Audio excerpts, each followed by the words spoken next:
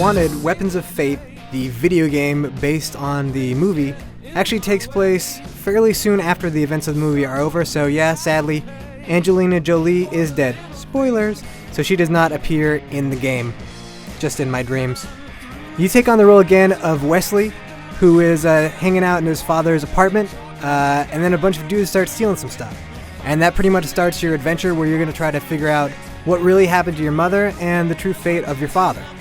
Now, the one interesting story aspect to this is that, yeah, you play as Wesley, a guy who used to be a wuss who's now a badass assassin who likes to curse a lot, but you also get to play several levels that are flashbacks as your father, Cross. The great thing about Cross is that he has a gun that shoots out several bullets at once that explode on people's faces. Now, is this a story that really needs to be told? Did people want to know even more about Wanted? Probably not, and you're really not going to learn that much that is going to make you care unless you truly love the movie for more than just its stylized look. But hey, you need to have a story in a game to give you some reason, I guess, to continue forward. While the storyline does follow what you saw in the movie, there are elements of the comic book brought into it as well. A lot of the areas that they used were inspired by stuff that is in the comic book, and also you actually get Wesley and Cross's costumes, which were only seen in the comic book. Now, the presentation is really slick. It follows a lot of the cues from the movie, so you get cool moments where the camera will track a bullet as it flies into somebody's brain. You actually get a lot of the sound effects straight from the movie, and you even get Morgan Freeman doing some voice acting here, so top-notch stuff. But at the same time, there are some pre-rendered cutscenes that have really bad resolution compared to the rest of the game. Doesn't make sense why they didn't just use the in-game engine, considering that it looks so much better than this crap that they throw on in between action scenes. Probably the best part of all is that easy difficulty is known as Pussy Mode, which really does fit the style and the attitude of the movie and the comic book. Wisely, Wanted was created as a cover shooter. So you're going to be moving from point to point, basically hiding from enemies to avoid getting whacked, and then you're just going to be popping up and shooting them.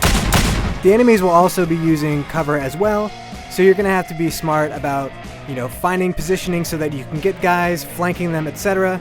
But the good news is that you do have the ability to curve bullets just like you do in the movie. Now, curving bullets isn't unlimited, it does take up some juice. As you see in the top right corner of the screen, little bullets there. Those bullets are basically your power. You fill one up every time you kill somebody, but then you can use that juice to curve bullets. It's a pretty cool system where the line turns red if something's obstructing the path of the bullet, turns white if you're going to hit the guy. And if you pull off a perfect shot, a lot of the times the camera will follow the trail of the bullet as it goes into somebody's neck. Ouch. Unlike Gears of War or other recent stop-and-pop shooters, Wanted actually has a really fast pace to it, where you're able to quickly move from one piece of cover to the next in just a matter of a few seconds. You're actually chaining moves so that you're moving through the environment very quickly. Now, there are some neat ideas for Wanted Weapons of Fate, but there are also some parts that are really annoying. And the worst of those are there are two sections where you have to get hold of a Gatling gun and just shoot a bunch of guys in a courtyard. The problem is that there's no indication from the game via camera or audio cues on how to defend yourself from all the attacks coming at you. I'll give you an important tip. Look up. That's right, you raise up the Gatling gun and you'll block the bullets. But there's nothing to tell you that. More than likely, people will jump into this game, just die instantly at this part, get frustrated, and give up. In fact, if I hadn't been given a demo of this game where they showed me this part, I might not have been able to figure it out, and I might have given up.